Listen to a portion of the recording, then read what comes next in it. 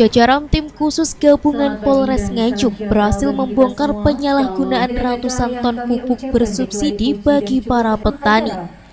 Dari hasil pengungkapan kasus ini, polisi berhasil mengamankan 3 orang tersangka berinisial R, HNP, dan L yang diduga menyalahgunakan distribusi pupuk bersubsidi.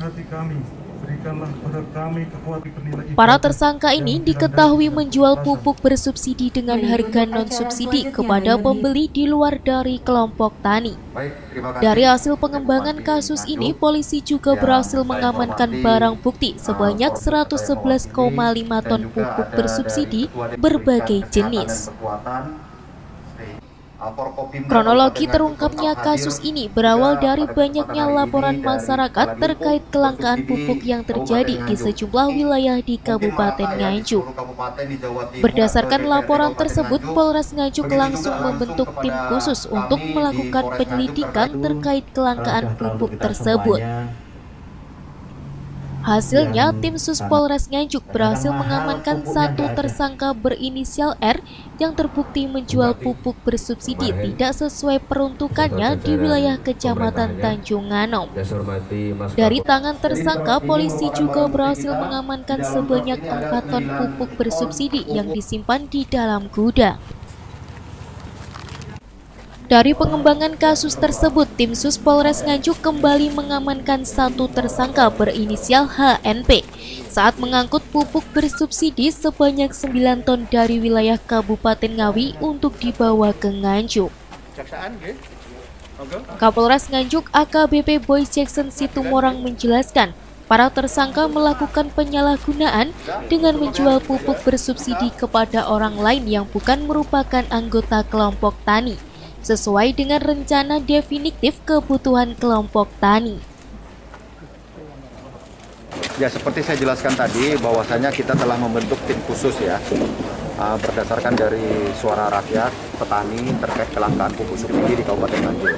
Kemudian tim khusus gabungan ini melakukan penyelidikan dan kita berhasil mengamankan di 2 TKP, di mana TKP pertama di Kecamatan Tanjung Nganom ya, dengan barang bukti 4 ton pupuk subsidi. Kemudian yang kedua, kita berhasil mengamankan 1 unit truk dengan muatan pupuk subsidi 9 ton.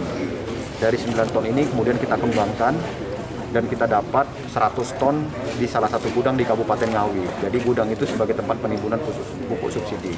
Nah, barang bukti 100 ton itu kemudian kita geser, kita tempatkan di salah satu gudang pupuk Petrokimia Gresik di Kabupaten Nganjuk sebagai tempat penitipan barang bukti. Seperti yang saudara lihat di belakang kita, itu totalnya semuanya adalah 113 ton dari 2 TKP yang berhasil kita amankan dengan 3 tersangka yang telah kita proses ini. Demikian rekan-rekan. Ini jaringan dari mana Pak Kapolres? Ya, dari nanti dari hasil pengembangan kita ya. Sedang karena teknis penyidikan, jadi kita sedang kembangkan, belum bisa saya sampaikan kepada rekan-rekan media pada saat ini. Sudah berapa lama Komandan mereka ya, itu? Kurang lebih sudah setahun ya melakukan kegiatan ini. Padahal kan asal ada disparitas harga. Intinya ada disparitas harga dari pupuk subsidi yang mereka beli kemudian dijual, itu ada disparitas harga. Disparitas harga inilah yang menjadi keuntungan mereka.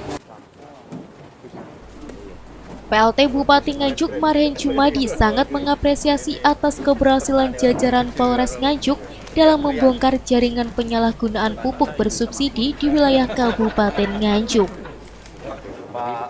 Yang pertama, kami mewakili Pemda dan masyarakat Nganjuk sangat mengapresiasi kinerja dari pihak kepolisian ya, beserta jajarannya, luar biasa.